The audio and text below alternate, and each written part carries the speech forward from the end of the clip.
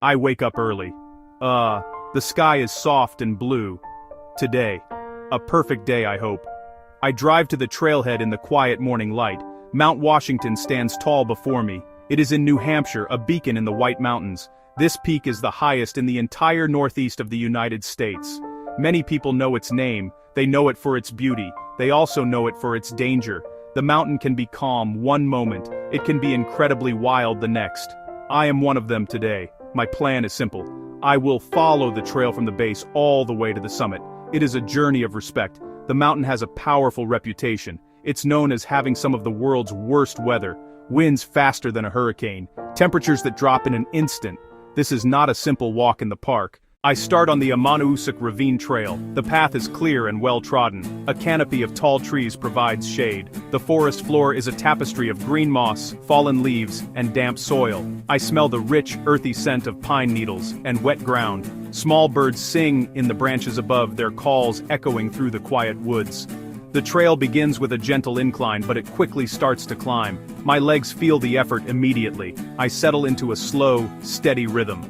Step. Breathe. Step. Breathe. This is the pace of the mountain. There is no need to rush. The summit will wait. I focus on each footstep, on finding solid ground. I come to a small wooden bridge crossing a clear, babbling brook. The water tumbles over smooth gray stones. It is cold and pure. I pause for a moment to listen. The sound is calming, a natural metronome for my hike. This lower part of the trail is full of life. I see ferns unfurling their delicate fronds. I spot a bright red mushroom peeking out from under a log. This is the mountain's gentle welcome. It shows you its softer side first. It lulls you into a sense of peace. But I know this is just the beginning. The trail changes. The tall, protective trees are gone. They have been replaced by low, hardy shrubs and bushes. The world opens up. I am now exposed to the elements. The air feels cooler on my skin. I can see the valley below me, a patchwork of green fields and dark forests. The path is no longer a smooth dirt track. It is a rugged staircase of rocks and scree. Sometimes the trail is wet and muddy from small streams that trickle down the mountain slope. My good boots prove their worth. I put on my windbreaker. The weather can change fast up here, and I can feel it starting to shift. Mount Washington is famous for its extreme weather. It is over 6,288 feet tall, and its location puts it at the confluence of several major storm tracks. The mountain holds the record, 231 miles per hour. Storms can appear out of nowhere, engulfing the summit in thick fog and driving rain, even on a summer day. This is why the mountain is considered one of the most dangerous small mountains in the world. I check the sky constantly. I look for the telltale signs of changing weather. Respect is the key to survival here. I pause for water. I see small, resilient flowers in the rock. Tiny, but tough. A chipmunk darts by and disappears. Even up here, life finds a way. In the quieter moments, the wind is a low, constant whisper. The voice of the mountain. I am about halfway up now. The trees have completely vanished. I am above the tree line, in the alpine zone. The trail is no longer a path, it is a scramble over large boulders. I use my hands to steady myself, to pull myself up and over the giant rocks. The air is noticeably thinner here. I feel a slight ache in my chest with each breath. This is the altitude making its presence known. I slow my pace even more. I drink water frequently. I eat a handful of nuts and dried fruit for energy. Another group of hikers passes me. We exchange smiles and a few words of encouragement. "Looking good," one of them says. "You too," I reply. The trail fosters a unique and temporary community. The physical challenge is intense. My leg muscles are burning. My shoulders ache from the weight of my pack. This is the hard part of the climb. This is where your mental strength is tested as much as your physical strength. It is easy to feel discouraged. It is easy to wonder why you're putting yourself through this. But then I look back. The view is breathtaking. The valley stretches out below me, a miniature world. The houses are tiny dots, the roads are thin ribbons. Seeing how far I've come gives me the motivation to continue. Each step, no matter how small, is a victory.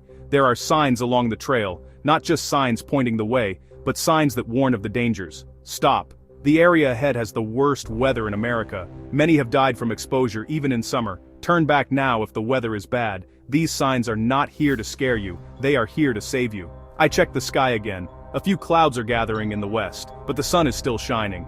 The wind is picking up though. It whistles past my ears. I pull my hat down tighter. Safety is a series of small, conscious decisions. Check the weather, check your gear, check how you're feeling. This part of the hike is a meditation. My mind becomes quiet. All of my focus is on the next step. Where to place my foot, where to place my hand. The world shrinks down to the few feet of rock in front of me. All the noise and distractions of daily life fade away. The mountain, the wind, the steady rhythm of my own breathing. This is a special kind of clarity, being completely present. The last part of the climb is the toughest. The trail becomes incredibly steep. The large stones are arranged like a rough, giant staircase to the sky. I climb carefully, deliberately. My heart is beating fast in my chest. My legs feel heavy, like they are made of lead. I take a break every few minutes, leaning against a flat rock to catch my breath.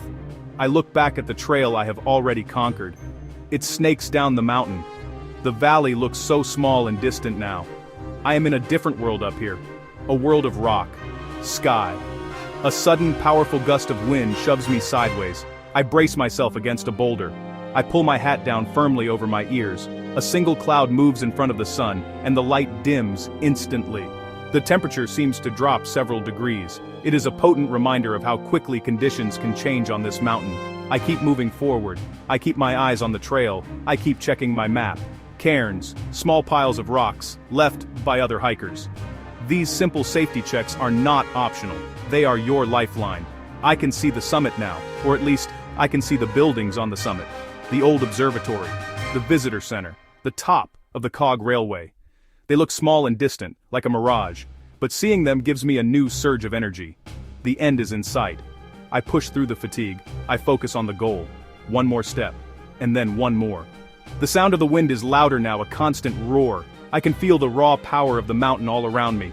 It is both intimidating and awe-inspiring. I feel very small in the face of such immense natural force. The final few hundred yards feel like the longest. The trail flattens out slightly. I can see other people on the summit, moving around, taking pictures, tiny figures in a vast landscape. I take my final steps onto the rocky summit plateau. I have made it. At the summit, the world opens up. The wind is strong and cold, a constant physical presence. But the view is magnificent. It stretches for miles in every direction, layers of mountains. I can see the other peaks of the Presidential Range, their stony ridges cutting into the sky. I can see distant lakes shimmering in the sunlight. I find the highest rock and stand on it. My legs are tired and trembling slightly. My heart is full. I feel both incredibly small and infinitely large at the same time. This is the reward. The climb feels worth every ounce of effort. I find a sheltered spot out of the wind to rest and eat. I pull out my sandwich. I pour hot tea from my thermos. Food has never tasted so good. I meet other hikers at the top. Some, like me, have hiked up. Others have driven up the auto road. Others have taken the historic cog railway. We talk about the trail, sharing stories of our ascent. Some are first-time visitors, their faces filled with wonder. Some are old friends of the mountain who climb it often. There is a sense of camaraderie on the summit. We are strangers sharing this moment. I think about the danger that is always present here. The summit is dotted with memorials to those who have lost their lives on the mountain, caught in sudden storms, lost in thick fog or high winds. The mountain does not hurry. It does not forgive mistakes. It demands respect. I check my gear again before I even think about heading down. I make sure my jacket is zipped. I make sure my hat is secure. I check my phone's battery. I check my physical map. The journey is only half over. Planning the slow, careful walk down is just as important. The descent will be a different kind of challenge. Back in the shelter of the trees, the sound of the wind is replaced by the rustling of leaves. The sounds soothe me. The light is softer in the late afternoon sun, filtering through the branches and creating patterns on the forest floor. The trail feels familiar now, like an old friend. I feel a deep sense of pride and calm washing over me. The hardest part is over. I finally reach the trailhead where I began my journey hours ago. I find a large rock to sit on. I slowly take off my hiking boots. My feet are tired, but they are happy feet. They have carried me to the top of the world and back. I learned some simple but profound things on Mount Washington today. The mountain is a place of incredible beauty. The mountain is a place of immense power. It can be gentle and welcoming. It can be fierce and unforgiving. It asks you to be prepared. It asks you to bring warm clothes, even in summer. It asks you to respect the weather and its own unpredictable nature. It asks you to move with care and to look out for others on the trail. It teaches you that sometimes, the wisest decision is to turn back and try again another day. The summit will always be there. I learned about patience. I learned the importance of taking one step at a time. I learned to watch the sky and listen to the wind. I learned the deep joy of a long, hard effort and the sweet relief of a short rest. On the summit I felt a sense of clarity and quiet. The vast view taught me that the earth is wide and my own problems are small. The climb taught me that I can do hard things.